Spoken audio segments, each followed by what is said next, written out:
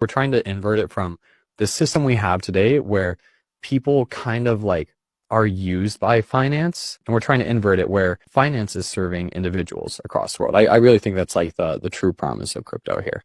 I would agree. I think that instead of you competing or like having to convince a bank to give you a loan, you have other people fighting over the ability to give you a loan. Exactly. Can you give us some like specific examples of interest rates and collateral that you've seen on the platform? Yeah, I mean, so one that we actually rolled out earlier today. So there's this protocol called Symbiotic. And the really cool thing about this is it's a new use case. It's a way to kind of like stack yield on top of your ETH.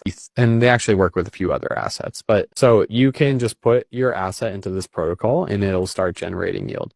The difficulty with this though is it only lives on Ethereum L1. And so it's like, that's, cool, but like not everybody keeps their money on Ethereum L1. Actually, like not many people. Yeah. Yeah. So it's difficult for their business to actually, offer this service to all the users across the industry. And so Omni has an SDK that they plugged into their website so that even if you're holding your money on a different platform than Ethereum L1, you can go to their website and say like, oh, cool, like 7% APY, and you can just click the button.